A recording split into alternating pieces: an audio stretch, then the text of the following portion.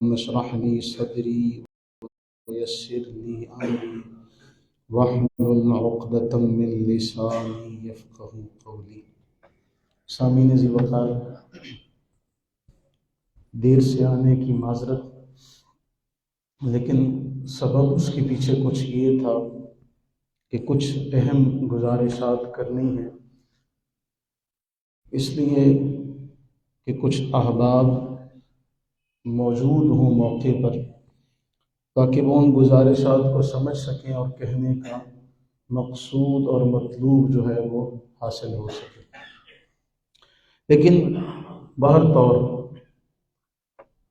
ایک حدیث میرے ذہن میں آئی۔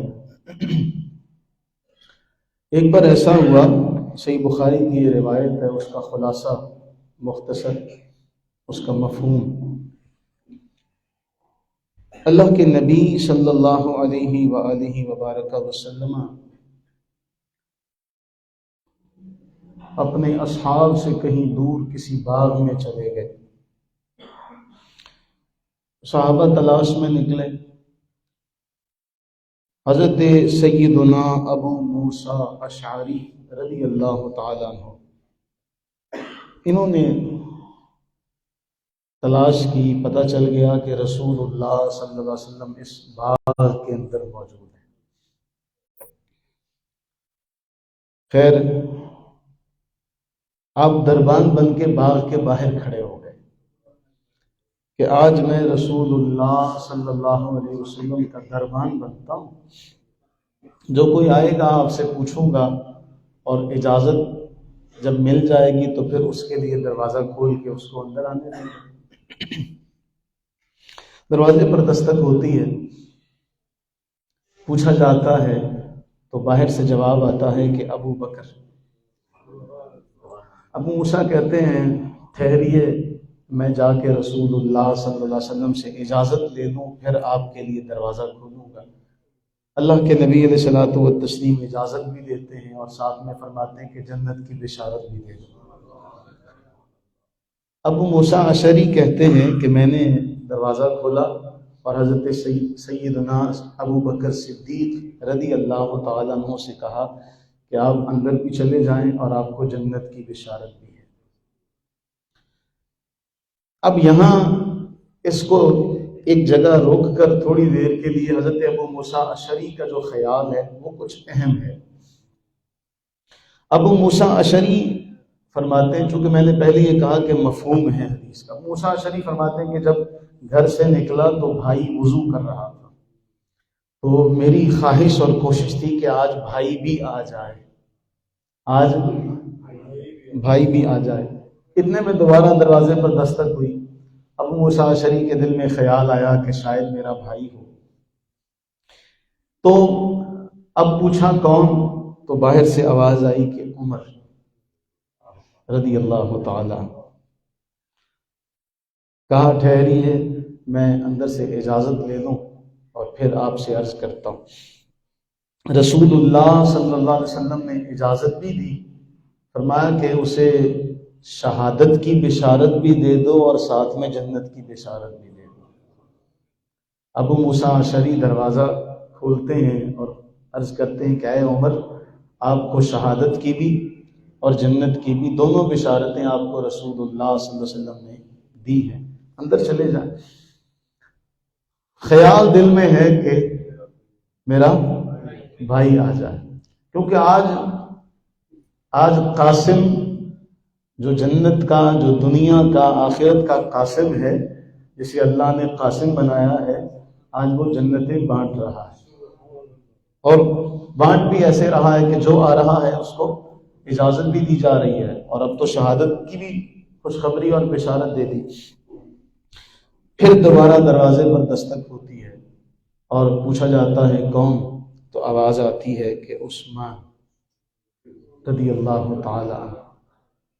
کہا ٹھہریے، میں آپ کے لیے اجازت لے لوں۔ حضرت عثمان غنی رضی اللہ عنہ کا سلام بھی عرض کیا، اجازت بھی عرض کی۔ رسول اللہ صلی اللہ علیہ وسلم نے فرمایا اجازت دو اور ایک آزمائش کی خبر دو اور ساتھ میں شہادت کی اور جنت کی خوشخبری بھی دے دو۔ اب ابو موسیٰ اشعری نے جا کر سارا کا سارا اسی طرح گوش گزار کیا کہ آپ کو ایک عظیم آزمائش کی، شہادت کی اور جنت کی بشارت ہے۔ یوں یہ تینوں رسول اللہ صلی اللہ علیہ وسلم کے جانثار اس باغ میں پہنچے۔ اب راوی حدیث یہ کہتے ہیں کمال کا وہ فال لینے والے تھے۔ اچھی فال لینا اللہ کے نبی سرور عالم صلی اللہ علیہ وسلم کی سنت ہے۔ اس حدیث میں بہت ساری باتیں آ جائیں گی۔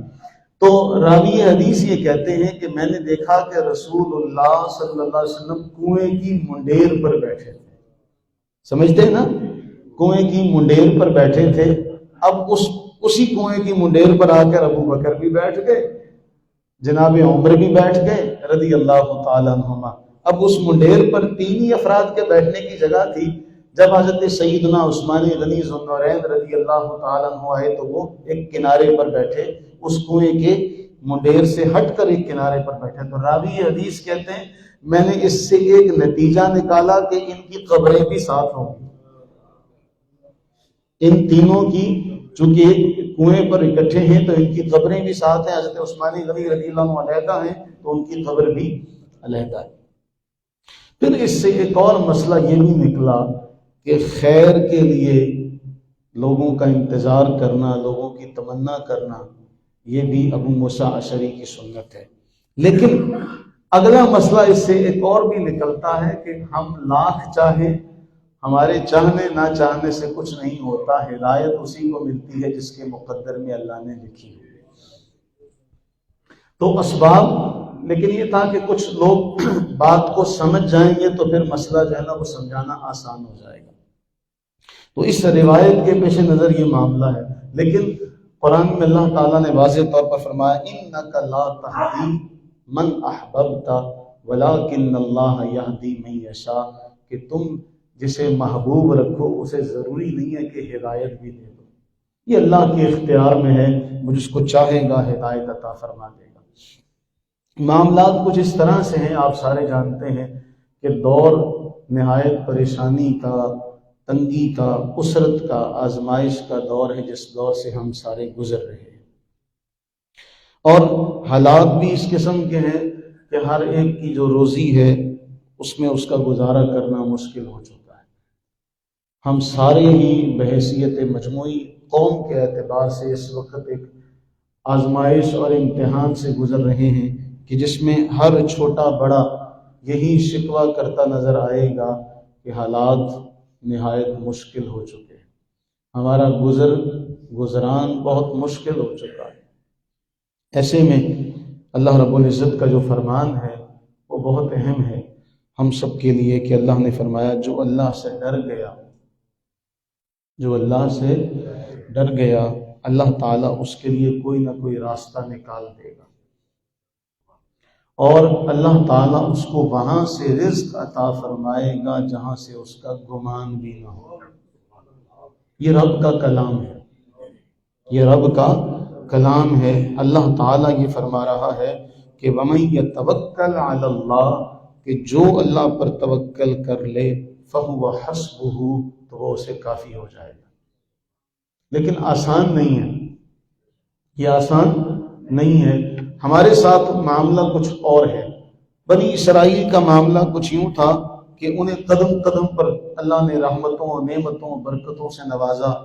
بھوک لگی، پیاس لگی، من و سلوہ ان کے لیے آ گیا، چٹان کے اوپر لاٹھی ماری گئی، 12 چشمے جاری ہو گئے، دھوپ لگی، بادلوں نے سایہ کر دیا، وَظَلَّلْنَا عَلَيْكُمُ الْغَمَامَ، بادلوں نے سایہ کر دیا، اور کبھی اندھیرا ہوا تو چاند نے ان کی ایسی روشنی ان کے لیے کر دی کہ ان کے لیے اندھیرا بھی کوئی رکاوٹ نہیں بنا چاند کی روشنی کی وجہ سے۔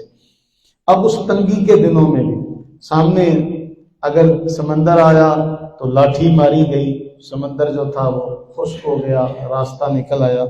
وہ اس عیش میں زندگی گزارنے کے بعد جب انہیں ان کے نبی موسیٰ علیہ الصلوۃ والتسلیم نے حکم دیا کہ یا قوم ادخلوا الارض المقدسہ، چلو اب اپنی ارض مقدسہ میں چلیں، وہ کہنے لگے یا موسیٰ ان فیہا قوما جبارین، اے موسیٰ، اے اللہ کے نبی، یہاں قوم بڑی زبردست رہتی ہے، لن ندخلہا، ہم تو یہاں ہرگز نہیں جائیں گے۔ اگر زیادہ شوق ہے فَاذْهَبْ أَنْتَ وَرَبُّكَ فَقَاتِلَا إِنَّا هَاهُنَا قَاعِدُونَ، زیادہ شوق ہے تو آپ اور آپ کا رب جا کے لڑیں، ہم تو یہاں بیٹھے ہیں۔ اس گستاخانہ جملے پر حضرت موسیٰ علیہ السلام کی جو غیرت ایمانی تھی اس کا ہمیں منظر نظر آتا ہے کہ وہ کہتے ہیں لا املک الا نفسی واخی فافرق بیننا وبین القوم الفاسقین، اے اللہ میں اپنا مالک ہوں، اپنے بھائی کا مالک ہوں، یہ نافرمان قوم ہے، اس کا میں ذمہ نہیں لیتا، ہمارے اور ان کے درمیان جدائی ڈال دے۔ اللہ فرماتے ہیں ہم نے ان کو فَإِنَّهَا مُحَرَّمَةٌ عَلَيْهِمْ 40 سنہ، 40 سال تک ان کو وہاں پھرایا گھمایا پھرایا، سزا کے طور پہ ہم نے ان کی زمین ان کے اوپر حرام کر دی۔ کتنے سال کے لیے؟ ہمارا معاملہ ایسا نہیں ہے، امت محمدیہ علی صاحبہ الصلاۃ والتسلیم کا معاملہ کچھ الگ ہے۔ یہاں مشکلات، تنگیاں، آزمائش قدم قدم پر، ہم نے پتھر کھائے، پیٹ پر پتھر باندھے، تکالیف اٹھائیں، اپنا جسم جو تھا، اپنا جسم مقدس وہ اللہ کے راستے میں زخمی کروایا، فاقے برداشت کیے، تکالیف برداشت کی، اور امت کو یہ سبق دیا کہ جو اللہ پر توکل کرتا ہے اللہ اس کے لیے کفایت کر جاتا ہے، اللہ اس کے لیے کفایت کر جاتا۔ یہ تھا سارا میرا جو تمہید اور مقدمہ جو میں نے آج آپ کے سامنے رکھی۔ اس کے بعد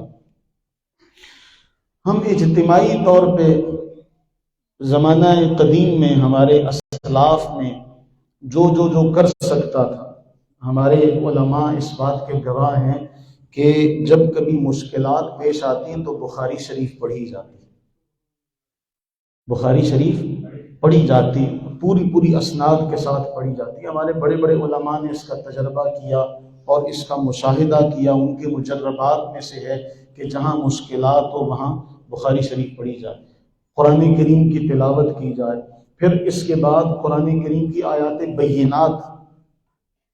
اور ایک بڑی اہم بات، ان ساری باتوں سے پہلے قرآن کریم اس بات کا گواہ ہے کہ جب اللہ کی ناقدری کی جائے، اللہ کے احکامات کی نافرمانی کی جائے، اللہ کے حکم کی حکم عدولی کی جائے، تو پھر قوم پر آزمائشیں آتی ہیں۔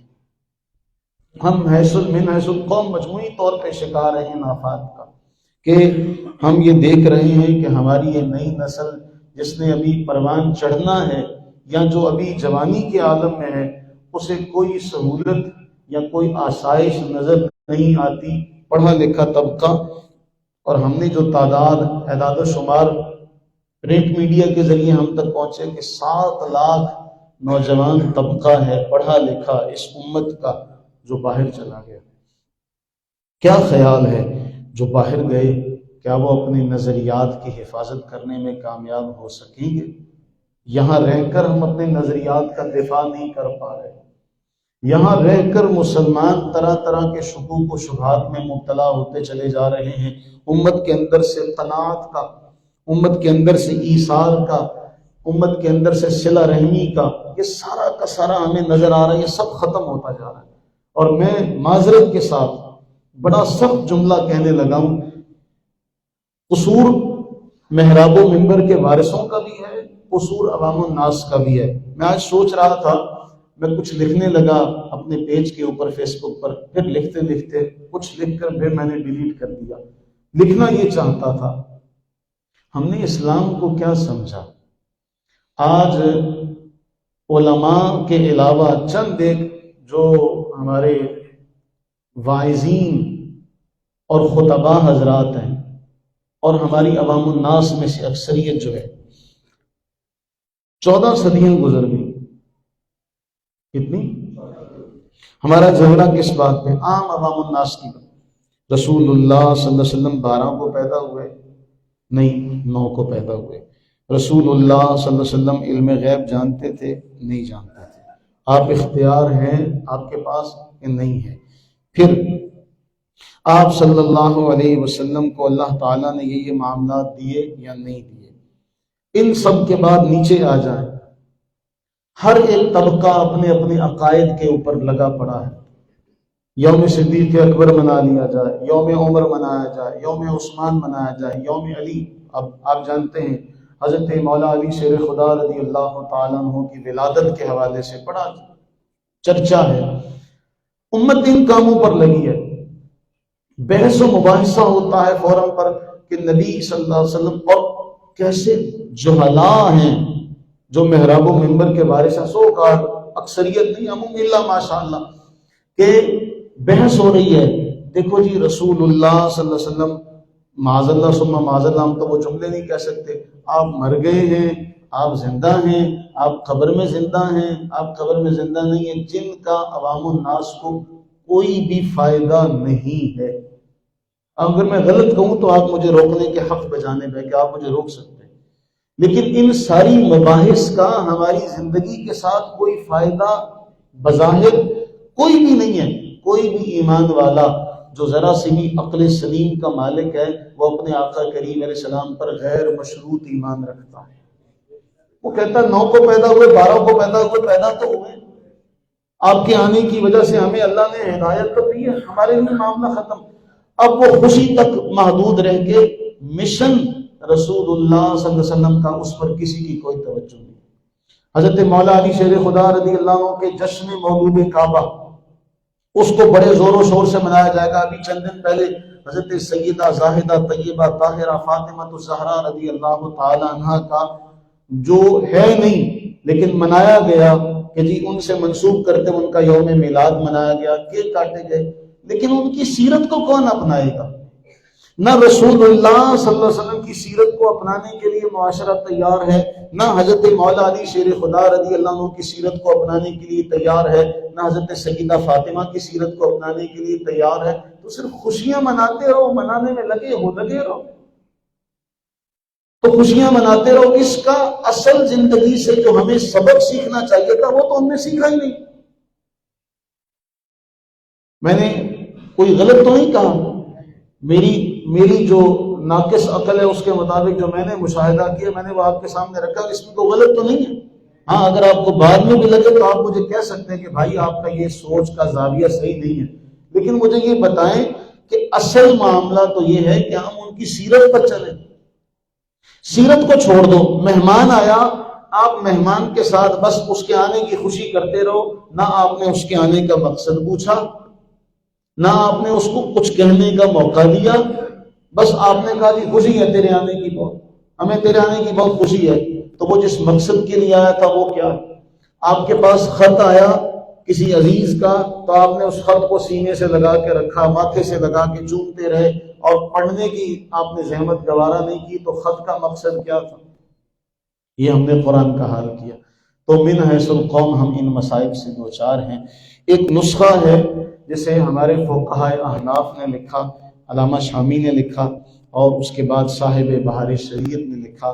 وہ نسخہ کچھ یوں ہے، ہم نے چند ماہ پہلے اس کے اوپر عمل بھی کیا تھا، اس کی چند ایک جزیات کے حوالے سے۔ قرآن کریم میں متفق علیہ، اتفاق جس پر سب کا ہے، وہ 14 سجدے ہیں۔ کتنے سجدے ہیں؟ 14 سجدے۔ اب گننا آپ نے ہے۔ ہمارے فقہاء نے، ہمارے علماء نے یہ لکھا کہ اگر کسی ایک ہی مجلس میں ان سب کو اکٹھا پڑھ لیا جائے اور پھر اس کے بعد اپنے مقصد کے لیے دعا مانگی جائے تو اللہ تعالیٰ اس مقصد میں کامیابی عطا فرماتا ہے۔ اب جو ان آیات کو سننے کے وقت موجود ہیں، میں وہ آیات ترتیب بار آپ کے سامنے پڑھ دیتا ہوں، اس کے بعد ہم سب اپنا اپنا جن آیات کو ہم نے سنا، جس نے سنا ہے موقع پر اس کے اوپر وہ سجدہ لازم ہوگا۔ ان 14 آیات کے بعد ہم سارے اپنی اپنی انفرادی دعا مانگیں گے، پھر اجتماعی دعا ہم فرضوں کے بعد مانگیں گے۔ موجودہ حالات کے اعتبار سے یہ میرا آج کا موضوع ہے کہ ان 14 آیات کو، کیونکہ ہم اجتماعی طور پر جمع ہیں، جمعے کا عظیم الشان یہ اجتماع ہے، فضیلتوں والا، برکتوں والا، اس وقت جس میں نبی صلی اللہ علیہ وسلم نے یہ فرمایا کہ ایک گھڑی قبولیت کی بھی آتی ہے. تو ہو سکتا ہے کہ یہ گھڑی ہی قبولیت کی ہو. تو ان آیات کو صرف مختصراً ان کی تشریح اور توضیح میں نہیں جاؤں گا، مختصراً ان کو ہم ایک ایک کر کے پڑھتے ہیں. اس کے بعد پھر انشاءاللہ العزیز آخر میں ہم، چونکہ اس وقت جو حالات ہیں، میرے پاس ایک سائل آ کے مجھے کہنے لگا کہ جی میری اس وقت جو تنخواہ ہے وہ اپنا 14-15 گھنٹے کام کرنے کے بعد میں بڑی معمولی سی رقم لے کر آتا ہوں اور اس میں میرا گزارا نہیں ہو پا رہا. ہر بندہ، ہر کاہوما، ہر عام و خاص وہ اس پریشانی کی چکی میں پس رہا ہے کہ وہ یہ کہہ رہا ہے کہ جی میرا گزارا، اور اللہ ہی ہے جو چلا رہا. لیکن حالات اس وقت جو ہیں وہ ہم سب کے قابو سے باہر ہو چکے، اور مہنگائی کا جن جو ہے اس کے بارے میں سننے میں یہی آ رہا ہے کہ آگے آنے والے دنوں میں اور زیادہ یہ جن بے قابو ہوتا چلا جائے. تو پھر ہمارے پاس ایک ہی آسرا ہے، اس مالک کن کا، اس مالک کن کا. ورنہ ہمارے ہاں تو جو حالات ہیں، صرف ہم سیاستدانوں کو نکال دیا جائے تو باقی جو عوام ہے وہ بیچاری کچھ نہیں کر سکتی. ان سیاستدانوں نے ہمارے لیے جینا بھی مشکل کر دیا، اور مولویوں نے مرنا اس سے زیادہ مشکل کر دیا. مولویوں سے مراد میری وہ مولوی ہیں جو پیٹ پالنے والے مولوی. انہوں نے کہا کہ یہ بھی کرو، یہ بھی کرو. میں اس میں ایک بات آپ کو بتاؤں، آپ حیران ہو جائیں گے، اور میرے ساتھ اس ملاقات میں 2-3 گواہ موجود ہیں. انہوں نے کہا جی یہاں پر فوتگی ہوئی تو اس جو خاندان تھا بیچارہ، جو گھر والے تھے بڑے معمولی حیثیت والے تھے، مولوی نے جمعے کے خطبے میں کہا انہوں نے ختم نہیں دلایا، انہوں نے اصالہ ثواب کا اہتمام نہیں کیا، لہذا یہ لوگ اہل سنت و جماعت سے خارج ہیں. اور پورے محلے میں، اس پوری مسجد میں، پورے محلے میں ان کی بدنامی کس بات پر ہوئی کہ انہوں نے ختم نہیں دلایا. انہوں نے جی اپنے فوت ہونے والے کا غم اس لیے نہیں منایا، اس صورت میں نہیں منایا کہ سب کو اکٹھا کر کے کھانا نہیں کھلایا. تو پھر مرنا بھی مشکل ہے، جینا بھی مشکل ہے. ان کا تو سر درد کرے تو یہ باہر چلے جاتے ہیں. ہم جیسوں نے مرنا بھی یہاں ہے، جینا بھی یہاں. بعد میں لوگ قرضہ اٹھا کے لوگ ختم دلائیں گے، کیونکہ باقی برادری والوں نے ان کو جینے نہیں دینا. باقی برادری والوں نے ان کو پھر ناک نہیں رہے گی جب تک سب کو اکٹھا نہ کیا جائے. زندگی تنگی سے گزر رہی ہے، مزید تنگی آ جائے گی. اللہ تعالی ہم سب پر اپنی رحمتیں برکتیں نازل فرمائے. اب اس کے بعد سے جتنے بھی لوگ آئیں گے وہ آیات کو یاد رکھیں. یہ تھا میرا مقصد، اس لیے میں دیر سے آیا. لیکن پھر بھی آپ دیکھ لیں کتنے لوگ ہیں اجتماعی ایک مشکل کے حل کے لیے. ہم نے ہر چیز کو فارمیلٹی کے طور پہ رکھنا شروع کیا. میں نے ایک عرصہ پہلے کہا کہ یہ جو پلوں کا ختم کرتے ہیں اس کو ختم کر دیا جائے، آتا تو ہے کوئی نہیں. میری اس بات پہ کئی لوگوں کی طبیعت پر یہ گراں گزری تھی. میں نے کہا کبھی آ کر بیٹھ کر دیکھو کس لیے آتے ہیں اور مقصد کیا ہے آنے کا. جمعہ پڑھنے کا مقصد ہم لوگوں نے گوا دیا.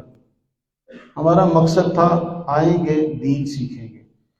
عرصہ دراز ہو گیا مجھے کہتے ہوئے، تو اب کہتے ہوئے خود کو شرم آتی ہے کہ کیا کہا جائے، جمعے کا مقصد ہم نے گوا دیا.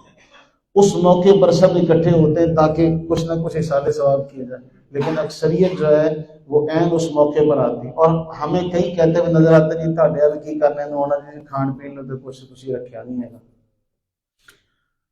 یہ بھی معاملہ ہے، کیا کریں. جو قوم ختموں پر پیٹ پالنے کی عادی ہو جائے وہ کیا کام کرے.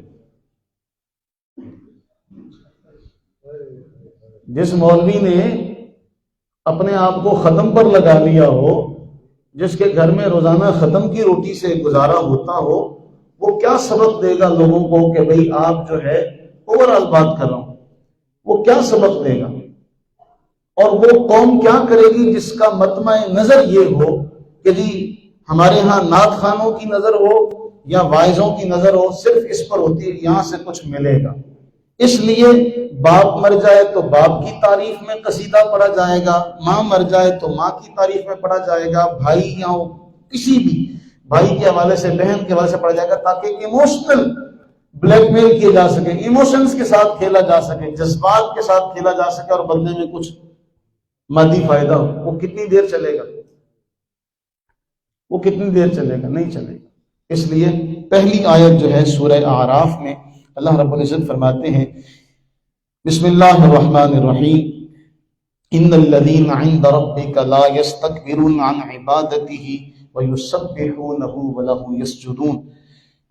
وہ اللہ تعالیٰ تعریف فرما رہا ہے ان کی کہ جو اللہ تعالیٰ کے پاس ہے، وہ کیا ہیں؟ وہ تکبر نہیں کرتے۔ فرشتے تکبر نہیں کرتے۔ تکبر سے وہ لوگ، وہ مخلوق اللہ کی پاک ہے اور اس کی تسبیح کرتے ہیں، اسی کو سجدہ کرتے ہیں۔ کتنی ہو گئی؟ دوسری آیت سورہ رعد کی اللہ فرماتے ہیں وَلِلَّهِ يَسْجُدُ، اللہ ہی کے لیے سجدے میں ہے کون؟ مَن فِي السَّمَاوَاتِ وَالْأَرْضِ، جو آسمانوں میں ہے، جو زمین میں ہے، وہ سب کا سب اللہ کے لیے سجدے میں ہے، چاہے طوعاً وکرہا، خوشی سے ہو تب بھی، مجبوری سے ہو تب بھی، وَظِلَالُهُمْ بِالْغُدُوِّ وَالْآصَالِ، اور پھر کیا ہے کہ ان کے سائے بھی سجدہ کرتے ہیں، درختوں کے سائے بھی کیا کرتے ہیں؟ سجدہ کرتے ہیں۔ کتنی ہو گئی؟ تیسری آیت سورہ نحل کی فرمایا وَلِلَّهِ يَسْجُدُ مَا فِي السَّمَاوَاتِ وَالْأَرْضِ مِن دَابَّةٍ وَالْمَلَائِكَةُ وَهُمْ لَا يَسْتَكْبِرُونَ، اللہ ہی کے لیے سجدے میں ہے، جو کچھ آسمانوں میں ہے، جو کچھ زمین میں ہے، وہ چلنے والے چوپائے ہوں، انسان ہوں، جو کچھ بھی ہیں، وہ سب کے سب اللہ کو سجدہ کرتے ہیں، سب کے سب اللہ کو، اور ملائکہ بھی اللہ کو سجدہ کرتے ہیں اور غرور نہیں کرتے۔ کتنی ہو گئی؟ 3۔ چوتھی سورہ بنی اسرائیل فرمایا ان الذین اوتوا العلم، وہ لوگ جن کو علم دیا گیا من قبل ہی، اس سے پہلے، اذا یتلا علیہم، جب ان پر وہ تلاوت کی جاتی ہے، جب اللہ کے احکام کی ان پر تلاوت کی جاتی ہے، یخرون للاذقان سجدا، وہ ٹھوڑی کے بل سجدے میں گر جاتے ہیں، وَيَقُولُونَ، اور کیا کہتے ہیں؟ سبحان ربنا ان کان وعد ربنا لمفعولا وَيَخِرُّونَ لِلْأَذْقَانِ يَبْكُونَ وَيَزِيدُهُمْ خُشُوعًا، وہ کہتے ہیں اے رب تو سبحان ہے، تیرے لیے پاکیزگی ہے، تیرا جو وعدہ ہے وہ پورا ہونا ہے، پورا ہو کر رہنا ہے، اور پھر وہ کیا کرتے ہیں؟ تھوڑی کے بل گرتے ہیں اور روتے ہوئے اللہ کی بارگاہ میں سجدہ ریز ہوتے ہیں۔ اور یہ جو جھکنا ہے، یہ جو جھکنا ہے، یہ قرآن کی وجہ سے ہوتا ہے، قرآن ان کے اندر خشوع اور خضوع بڑھا دیتا ہے۔ کتنی ہو گئی؟ سورہ مریم اذا تتلا علیہم آیات الرحمن خروا سجدا وبکیا، جب ان پہ رحمان کی آیات پڑھی جاتی ہیں تو یہ گر پڑتے ہیں، سجدہ کرتے ہیں اور رو پڑتے ہیں۔ کتنی ہو گئی؟ چھٹی سورہ حج فرمایا الم تر ان اللہ یسجد لہ من فی السماوات ومن فی الارض، کیا آپ نے نہیں دیکھا اللہ ہی کے لیے سجدہ کرتے ہیں جو کچھ آسمان میں ہے، جو کچھ زمین میں ہے، والشمس والقمر والنجوم والجبال والشجر والدواب وکثیر من الناس، فرمایا اللہ ہی کے لیے سجدہ کرتے ہیں، چاہے سورج ہو، چاہے سورج ہو، چاہے چاند ہو، چاہے ستارے ہوں، چاہے پہاڑ ہوں، چاہے درخت ہوں، چاہے چوپائے ہوں، وکثیر من الناس، بہت سے لوگ۔ یہاں اس آیت پر اگر غور کریں تو آپ کو پتہ چلے اللہ نے جبال جب ذکر کیا تو مطلقاً ذکر کیا، کسی پہاڑ کی تخصیص نہیں کی، پہاڑ سجدہ کرتے ہیں۔ اس کے بعد ذکر کیا درختوں کا کہ درخت سجدہ کرتے ہیں، اس کے بعد ذکر کیا جانوروں کا، چوپایوں کا، چوپائے سجدہ کرتے ہیں، کوئی قید نہیں لگائی۔ لیکن جب انسانوں کی باری آئی نا، ہمیں کثیر من الناس، سب نہیں۔ اگر اس فرق کو کوئی سمجھ جائے اگر سارے ہی کرنے والے ہوتے تو اللہ تعالیٰ وہی بات جو پیچھے سے چلتی آ رہی تھی والشجر والجبال والدواب والناس، کہ ناس بھی سجدہ، انسان بھی سجدہ کرتے، نہیں، اللہ کو یہ معلوم ہے کہ سارے نہیں کرتے، اس لیے باقی سب کا مطلقاً ذکر کیا کہ کوئی ایسا درخت نہیں جو اللہ کو سجدہ نہ کرتا، کوئی ایسا پہاڑ نہیں جو اللہ کو سجدہ نہ کرتا ہو، لیکن سارے انسان اللہ کو سجدہ نہیں کرتے۔ فرمایا وَمَن يُهِنِ اللَّهُ فَمَا لَهُ مِن مُكْرِمٍ، اور جسے اللہ رسوا کر دے اس کو کوئی معزز نہیں کر سکتا، جس کو اللہ اپنی بارگاہ سے نکال دے، جس کو اللہ سجدے کی توفیق نہ دے، اسے کوئی معزز نہیں کر سکتا۔ سورہ حج کے بعد کتنی ہو گئی؟ 7ویں سورہ فرقان۔ وَإِذَا قِيلَ لَهُمْ اسْجُدُوا لِلرَّحْمَنِ، جب ان سے کہا جاتا ہے رحمان کے لیے سجدہ کرو، قالوا، تو وہ آگے سے کیا کہتے ہیں؟ وَمَا الرَّحْمَنُ، رحمان کون ہے؟ أَنَسْجُدُ لِمَا تَأْمُرُنَا وَزَادَهُمْ نُفُورًا، تم نے کہا اور ہم سجدہ کر لیں؟ اللہ فرماتے ہیں اس انکار کی وجہ سے ہم نے ان کو اور زیادہ نفرت سے بھر دیا۔ جب یہ آیت ایمان والے سنتے تو ایمان والے کہتے ہیں باری تعالیٰ ہم تو ہیں سجدے میں، ہم انکار نہیں کرتے۔ کتنی ہو گئی؟ نمبر 8 سورہ نمل۔ فرمایا اللہ یسجدوا للہ الذی یخرج الخبأ فی السماوات والارض وَيَعْلَمُ مَا تُخْفُونَ وَمَا تُعْلِنُونَ اللَّهُ لَا إِلَٰهَ إِلَّا هُوَ رَبُّ الْعَرْشِ الْعَظِيمِ۔ اللہ یسجدوا، کیوں نہیں سجدہ کرتے اس رب کے سامنے جو یخرج الخبأ فی السماوات والارض، جو آسمان و زمین کی چھپی ہوئی چیزوں کو نکالتا ہے اور جانتا ہے جو کچھ تم ظاہر کرتے ہو اس کو بھی، جو تم چھپاتے ہو اس کو بھی۔ کتنی ہو گئی؟ نمبر 9 فرمایا سورہ سجدہ انما یؤمن بآیاتنا الذین اذا ذکروا بها خروا سجدا وسبحوا بحمد ربهم وهم لا یستکبرون۔ فرمایا ہماری آیتوں پر صرف وہی ایمان لاتے ہیں جب ان کے سامنے آیات پڑھی جائیں، جب ان کے سامنے آیات پڑھی جائیں سجدے میں گر جاتے ہیں، اپنے رب کی تعریف کرتے ہیں، اس کی پاکیزگی بیان کرتے ہیں اور تکبر ہے۔ کتنی ہو گئی؟ 9۔ یہ میں اس لیے بار بار بتا رہا ہوں، جو جتنی سن لے گا اس کے اوپر اتنا ہی سجدے۔ 9۔ 10ویں سورہ صاد۔ فرمایا فاستغفر ربہ وخر راکعا واناب، اپنے رب سے معافی مانگ، اپنے رب سے سجدے میں گر اور رجوع کر اپنے رب کی طرف۔ فغفرنا لہ ذلک وان لہ عندنا لزلفی وحسن مآب۔ فرمایا جو یہ کرے گا ہم اسے معاف کر دیں گے، ہم اسے معاف کر دیں گے۔ ہماری بارگاہ سے تو اچھا ٹھکانہ کسی کا نہیں، ہماری بارگاہ سے اچھا ٹھکانہ کس کا؟ کس کو اچھا ٹھکانہ مل سکتا؟ کتنی ہو گئی؟ حامیم سجدہ۔ فرمایا ومن آیاتہ اللیل والنہار والشمس والقمر لا تسجدوا للشمس ولا للقمر، اللہ کی نشانیوں میں سے ہے رات، دن، سورج، چاند، ان کو سجدہ نہ کرو، ان کو بلکہ سجدہ کرو اللہ کو۔ واسجدوا للہ، سجدہ کس کو کرو؟ خلقہن ان کنتم ایاہ تعبدون، جس نے انہیں پیدا کیا، جس نے انہیں، یعنی جس مالک نے یہ سورج چاند پیدا کیے اس کو سجدہ کرو اگر تم واقعی اللہ کی عبادت کرنا چاہتے ہو۔ کتنی ہو گئی؟ پھر سورہ نجم۔ فرمایا فاسجدوا للہ واعبدوا، سجدہ کرو اللہ کے لیے اور عبادت کرو اس کی۔ کتنی ہو گئی؟ 12۔ نمبر 13 فما لهم لا يؤمنون واذا قرئ عليهم القرآن لا يسجدون، کیا ہوا انہیں؟ وہ ایمان نہیں لاتے اور جب ان پر قرآن پڑھا جاتا ہے تو وہ سجدہ نہیں کرتے۔ کتنی ہو گئی؟ 13۔ 14 نمبر سورہ علق واسجد واقترب، سجدہ کرو اور ہم سے قریب ہو جاؤ، سجدہ کرو اور ہم سے قریب ہو جاؤ۔ ہمارے فقہاء نے یہ بات لکھی کہ ان سجدوں کو رسول اللہ صلی اللہ علیہ وسلم نے ہمیں یہ ہمارے لیے کر کے باقاعدہ دکھائے۔ فقہاء نے یہ لکھا کہ اگر ان کو کوئی ایک ہی مجلس میں ان آیات کو پڑھے، ان آیات کو پڑھے اکٹھا، یعنی ساتھ سب کے بعد میں سجدہ کر لے یا ایک ایک آیت پڑھنے کے بعد سجدہ کرے پھر دعا مانگے، یا اکٹھی آیات پڑھنے کے بعد آخر میں سجدہ کرے، تو اللہ تعالیٰ سے جو مانگے گا اللہ تعالیٰ اسے عطا فرمائے گا۔ میں نے اس لیے یہ 14 آیات آپ کے سامنے تلاوت کی۔ اب ان میں سے جو جس آیت کے اوپر آیا تھا وہ اپنی آیات کو یاد رکھے۔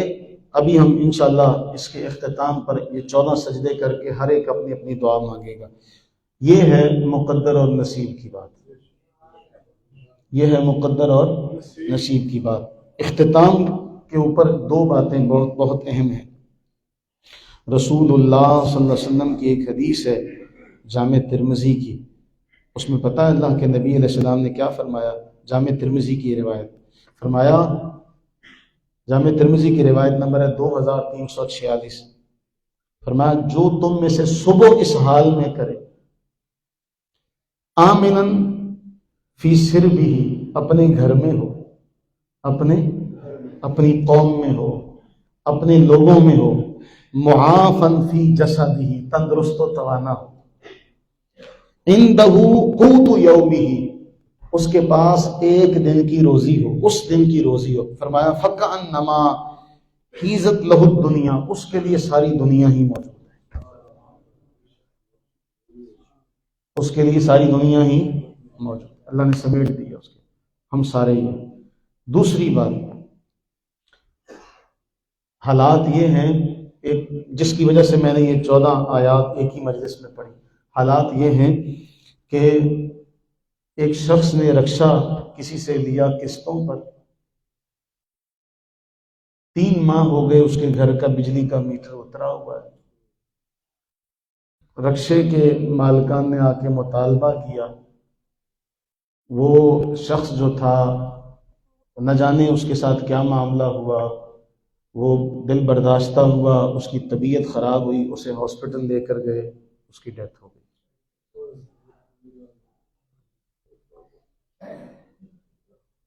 جسے اللہ نے اوپر والا ہاتھ رکھا ہو اس کے لیے یہ باتیں بڑی اہمیت کی ہیں کہ اللہ کے نبی صلی اللہ علیہ وسلم نے فرمایا کہ جب تم کسی کو قرضہ دو، حدیث کا مفہوم عرض کر رہا ہوں، امام منذری نے اسے نقل کیا، تم میں سے جس نے کسی کو قرض دیا وقت مقررہ تک اگر وہ نہ دے سکا، وَإِن كَانَ ذُو عُسْرَةٍ فَنَظِرَةٌ، قرآن کا فرمان ہے، فَنَظِرَةٌ، اسے مہلت دو، اِلیٰ مَیسَرَہ، جب تک وہ تنگی سے نکل نہ جائے اسے مہلت دو، اور اس مہلت کے اوپر رسول اللہ صلی اللہ علیہ وسلم کی حدیث ہے تمہیں اتنا روزانہ صدقہ کرنے کا ثواب ملے گا،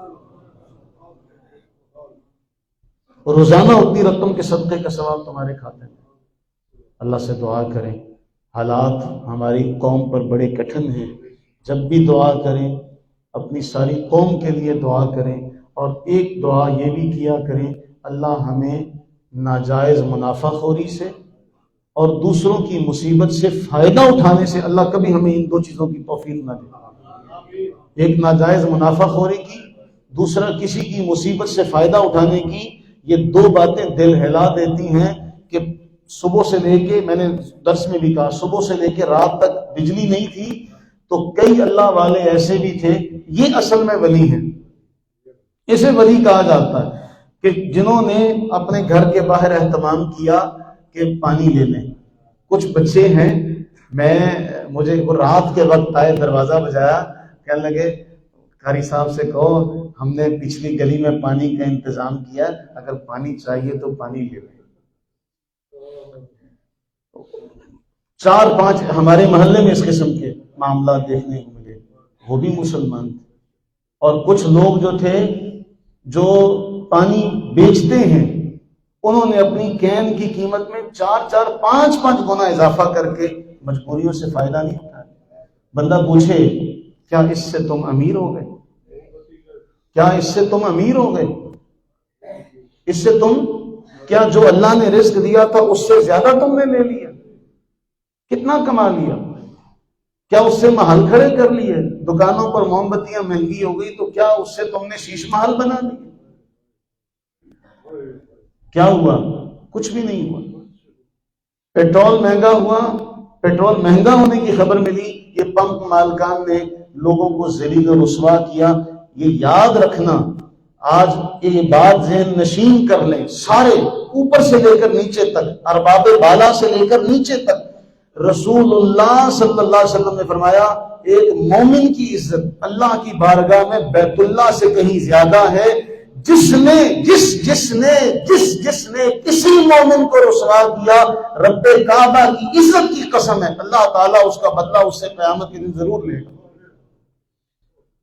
ہم سارے یہ خیال کریں کہ ہم کسی کی عزت نفس کو مجروح نہ کریں۔